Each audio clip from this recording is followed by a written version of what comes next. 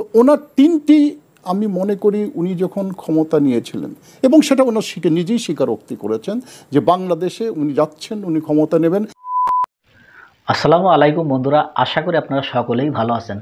তো আজকে যে বিষয়টা নিয়ে আপনাদের মাঝে হাজির হয় সেটি হচ্ছে, আপনারা সকলেই শেখ হাসিনা পালিয়ে গেছেন সে খবর জানেন। তো বিশেষ করে শেখ হাসিনা আসলে কতটা খারাপ ছিল, কতটা ভয়ঙ্কর ছিল, বা তার জীবনের উদ্দেশ্য ছিল কি, বা তিনি বাংলাদেশে এসে কী করতে চেয়েছিলেন, তো সেই বিষয়টা কেন্দ্র করে একজন মেজর তিনি কিছু কথা তুলে ধরেছেন।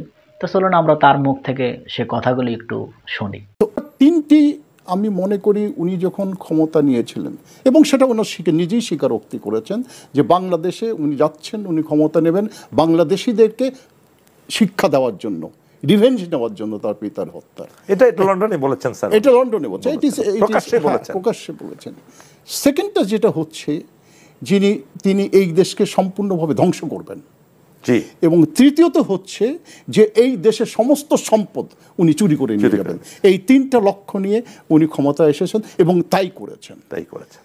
উনি যখন ক্ষমতা থেকে যখন চলে যান, তাকে যখন বের করে দেওয়া হয়, উনি যখন পালিয়ে যান, আমি বঙ্গবন্ধু কন্যা, আমি পালাবো না, শেখ হাসিনা পালায় না, চোরের মতন পালিয়ে গেছে। দেখেন, চোরের মতো একটা চোর, একটা ফিউজিটিভ, খাবার রেখে চলে গেছে, টেবিলে খাবার ফেলে রেখে। বাংলাদেশে পৃথিবীতে কোনো শাসক বা প্রধানমন্ত্রী লিডার এইভাবে পালায় না, একটা চোরের মতো পালিয়ে গেছে। 16 বৎসর ধরে হাসিনা এই দেশের উপর যে অত্যাচার করেছে, সেইটা আমাদের সেইখানে একটা আমাদেরকে যেতে হবে। হাসিনাকে আমি দুভাগে দেখেছি এবং তার সঙ্গে আমার ব্যক্তিগত আলাপ আলোচনার দৃষ্টিভঙ্গিতেই আলোকেই, আমার নিজস্ব যে অভিজ্ঞতার আলোকে, সে কী ধরনের মানুষ, কী তার প্রকৃতি, কী তার চিন্তাভাবনা, সেটা নিয়ে আমি একটু বলবো।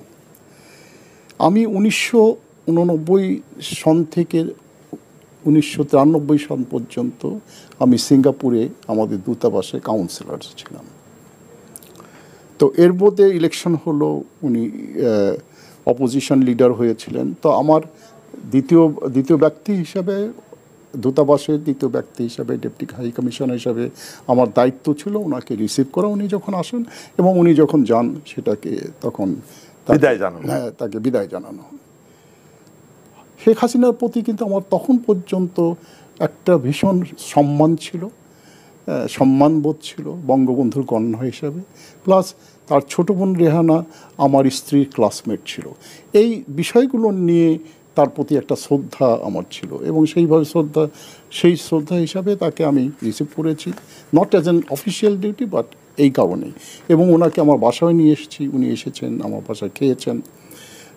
একটি ঘটনা যখন থেকে তার প্রতি আমি একদম অসন্তুষ্ট হয়ে যাই, তার প্রতি আমার বিরাগ আমার জন্মগ্রহণ করে সৃষ্টি হয়, সেটা হচ্ছে সেই সময় আপনার যদি মনে থাকে, বিচিত্রা বলে একটা সাপ্তাহিক পত্রিকা ছিল, শাহাদত হোসেন উনি ছিলেন তার এডিটর।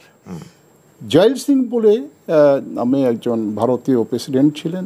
তার টার্মস যখন এক্সপায়ার হয়ে যায়, তখন ওই জয়েল সিংয়ের সঙ্গে, জ্ঞানী জয়েল সিং, তার সঙ্গে আমাদের শাহাদত সাহেব একটা ইন্টারভিউ নিয়েছিলেন। তো বাংলাদেশ ভারতের সম্পর্কের উপর আলোকপাত করতে যেয়ে জয়েল সিং সাহেব বলেছিলেন, the greatest blunder of India was to have withdrawn the troops from Bangladesh 1971। এটা শাহাদত সাহেবকে বলেছিলাম।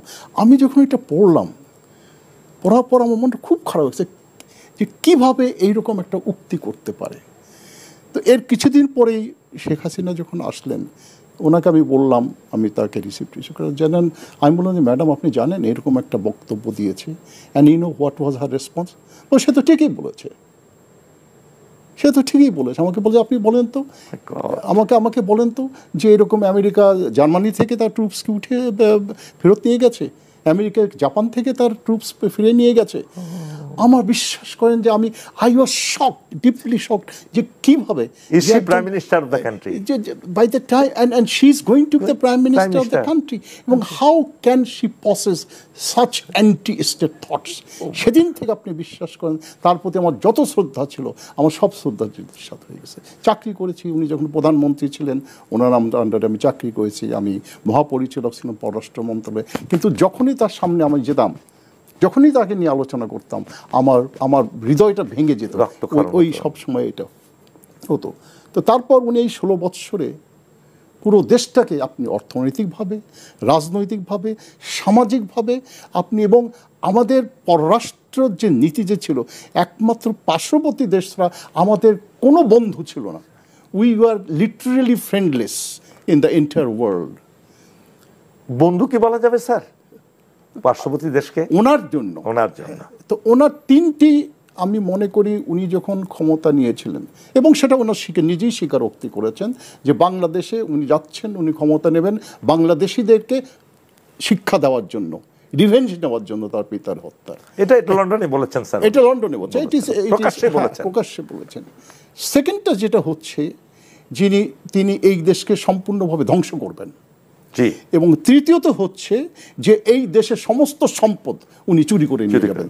এই 3টা লক্ষ্য নিয়ে উনি ক্ষমতায় এসেছেন এবং তাই করেছেন। উনি যখন ক্ষমতা থেকে যখন চলে যান, তাকে যখন বের করে দেওয়া হয়, উনি যখন পালিয়ে যান, আমি বঙ্গবন্ধু কন্যা, আমি পালাবো না, শেখ হাসিনা পালায় না, চোরের মতন পালিয়ে গেছে। দেখেন, চোরের মতো, একটা চোর, একটা ফিউজিটিভ, খাবার রেখে চলে গেছে, টেবিলে খাবার ফেলে রেখে। বাংলাদেশে পৃথিবীতে কোনো শাসক বা প্রধানমন্ত্রী লিডার এইভাবে পালায় না, একটা চোরের মতো পালিয়ে গেছে। যখন পালাচ্ছে মনে হয় আমার কাছে মনে হয় একটা মাতারির মতন পালিয়ে গেছে, কোনো রকম এটা দৌড়াচ্ছে। তো that was exactly that what she was. তো বন্ধুরা, আমরা স্ক্রিনে সে কথাগুলো শুনলাম। এই মেজর তিনি বললেন যে তার জীবনে 3টাই উদ্দেশ্য ছিল, সেটি হচ্ছে বাংলাদেশকে ধ্বংস করে দেওয়া, বাংলাদেশ সব কিছু লুটপাট করে নেওয়া, এবং বাংলাদেশের মানুষের প্রতি তার আক্রোশ ছিল। কারণ হচ্ছে তার বাবার জানাজায় হয়েছিল নাকি 6 থেকে 7 জন লোক। তো সেই ক্ষোভটা তিনি ঝাড়তে চেয়েছিলেন, কারণ হচ্ছে তার বাবাকে হত্যা করে ফেলেছিল বাংলাদেশের মানুষ। কারণ সে সময় এই শেখ মুজিবুর রহমান হাসিনার মতোই স্বৈরাচার হয়ে উঠেছিল, তো সেই কারণেই তাকেও হত্যা করা হয়েছিল। তো তার আসল ইতিহাস মানুষকে জানানো হয় নাই, আর সেটি ঢেকে ফেলা হয়েছিল। তো আস্তে আস্তে মানুষ সেটিও জানতে পারতেছে। তো এই বিষয়টা নিয়ে আপনাদের যদি কোনো মতামত থাকে অবশ্যই কমেন্ট বক্সে জানিয়ে যাবেন। তো বন্ধুরা, ভালো থাকবেন, সুস্থ থাকবেন, দেখা হবে পরবর্তী কোনো ভিডিও নিয়ে। সে পর্যন্ত ভালো থাকুন, আল্লাহ হাফেজ।